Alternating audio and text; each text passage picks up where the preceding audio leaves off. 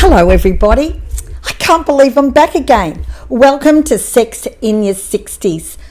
I didn't think I'd ever come back. I thought last year when I'd stopped making my podcasts or my YouTube clips that was the end of it. But yep, once again I got sucked into the online dating saga. This time I've got a real story to tell. Well, it started with a very bored afternoon, early January 2026. My girlfriend Viv, I rang her and I said, what are you up to? And she goes, I'm just looking at the scenery on RSVP. So I thought, I haven't been on for ages. I think it was about 13 months. So I went on and had a little look. Now, when I go on and have a look, I usually like maybe, 10, 15 people and wait and see what happens. And I happened to like this one guy that lived at Tugan. Can't even remember his name, don't even remember what he looked like. Forgot all about him. Or maybe he liked me and winked me first. I don't remember. But then I get a message saying he's going off RSVP. Here's his phone number. If I wanted to chat, ring him. I can't remember if I rang him. I can't remember if I sent a message first. But anyway, we hooked up and we started ringing each other. Now, there was no physical meetups at all at this stage, nothing at all, but there was lots of banter and he was so nice. Now I'm going to give him a name. He was a professional person, like a doctor, and his name we're going to call him Robbie. Okay, Robbie was 65, and like I said, he had a place, so he said at Tugan, and he had property and a business in New South Wales, which he was selling up to come and retire up here. Well, he started ringing me all the time and we're sending all these messages and we got on really, really well. He was writing songs and he was retiring and all those just interesting stuff. We laughed. He cracked jokes and I laughed at him, and he gave me heaps of compliments. He was just really nice. We got on so well. He, to me, seemed like one of the most honest, nicest people I have ever spoken to before. In fact, I thought he was lovely. Well, he was supposed to come up in Magic Millions, never came up. And then he was supposed to come up again a couple of weeks later, but he said his mum had had a turn, and that's fair enough. I understand those things. But in the meantime, my girlfriends from my craft group are saying, Joe, don't trust him. Don't trust him. He said twice he's coming. He lied about his age. He said he was 62 and he's not really 62, and he doesn't live at Tugan and he hasn't been up. Don't trust him. But I thought, no, I really like him. He's a really nice guy. I'm going to give him the benefit of the doubt. And so I did. And so these really great phone calls went on for around about 6 weeks. 6 weeks. We started having little jokes about different things, like I said, I want to meet you because I want to kiss. It's all in the kiss, and we joke about that Cher song, It's in the Kiss. I joke with him and I'd say, well, if I don't like the kiss, I'll just leave you on the side of the road or something like that. He thought it was funny. We both laughed. We both really enjoyed each other's company and each other's banter. It was just great. And then I sort of decided, well, maybe I might go and meet him because he seems really, really busy.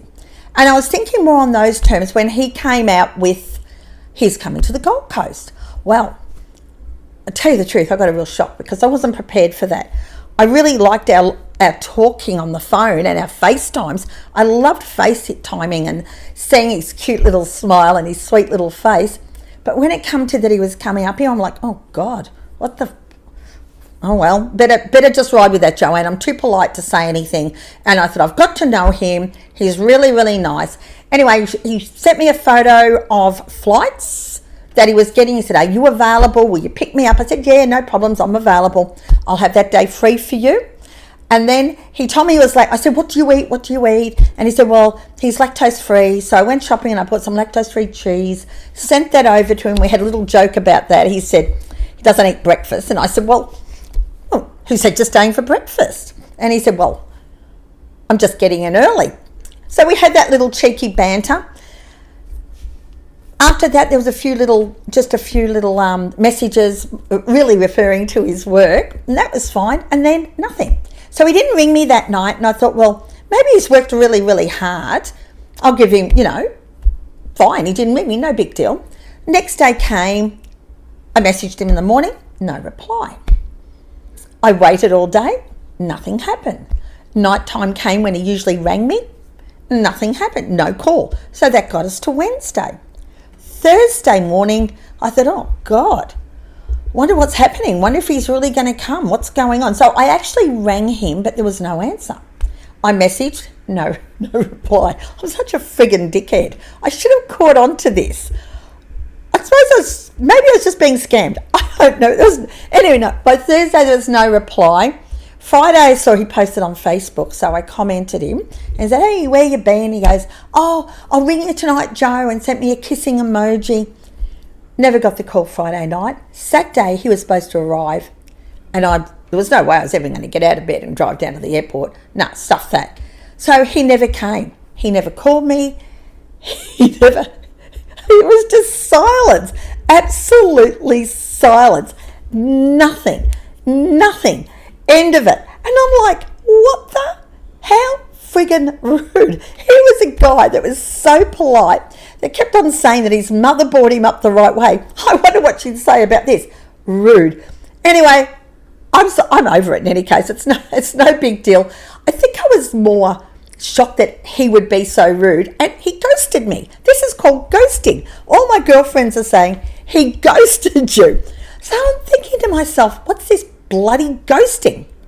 I'm going to stop here and I'm going to tell you something else. So when we first started chatting, I told him about my YouTube, Sex in the 60s, and I sent him over the links to have a little look, and he thought they were really funny. And he said to me, oh, he'd love to go on them. And I said, well, you do the wrong thing. You can have a starring role. I'm going to make a whole podcast about you. Not thinking this would ever happen. So here I am. Robbie, you've got your podcast. Work it out for yourself. In the meantime, I want to just ask all you ladies, I want to ask, why do men do that? What the friggin' bloody hell is wrong with them? What's wrong with ringing and just saying, listen, it's just not working for me. I'm not going to catch up with you. I mean, I handle that really well, because I say that to people in any case. If I have men ringing me, I just had one recently, and I just said, look, he said, oh, how are we going in the phone calls? And I just said, look, I'm sorry, we're not suited. All the best. Hope you find what you're looking for. But this didn't happen this time, did it? I got ghosted. So then I'm thinking to myself, well, look, I'm in my 60s. He was in his 60s. He's professional. I try to be. I'm not, probably not. I try to be. But I still would not do that to somebody. What was wrong with him? What scared him? Why was he playing those games? I think to myself, what could have happened? Let me just have a little look. And I'm going to ask you a couple of questions. I've got a bit of paper and I just jotted down a couple of little things. Okay. Have you ever been ghosted? All my viewers, all my listeners, have you ever been ghosted in your 60s or 70s or even 50s? Why do you think someone gets close, makes plans, then just disappears? Do men get scared when things get real? Was this getting too real for Robbie? Well, I don't know. It sort of got a bit real for me, and I got into a bit of panic. But I think it's different for women. Like, as soon as I thought he was coming, I thought, oh my God, I got to clean the house. I got to do my toenails. I better get some food just in case. Men don't have to do anything like that. We do. Do women actually ghost men? Have you ever ghosted a guy? And if so, why did you do it? Is online flirting giving people courage they don't have in real life? Like, I couldn't see anything like this happening in the 70s or the 80s. If you didn't like somebody, but it'd just be like, piss off, it's over, don't come near me. Or was Robbie not ready for the kiss? Did something scare him off? And the big question, at our age, should we just laugh it off? Or should we expect better? That's it. Write your comments. Message me. Tell me how you feel about it. I wonder if Robbie's going to say anything about this video, because I'm actually going to post it. And, anyway, it's his little starring role. Let him see how he feels about it. Also, I'm also posting a song with this video, with this YouTube clip. It's called I Expected More. The song was actually, it was wrote by my daughter, and if you listen to it, I expected more. I think we all expect more. Maybe he expected more and I let him down. Oh, who knows? Who knows? But just remember, you know what? We've got to laugh things off. We've got to have fun. And life just doesn't stop at 60. Here I'm still reading. Romance doesn't stop at 60. And apparently ghosting doesn't stop at 60 either. You have a great week. This is my first segment on ghosting.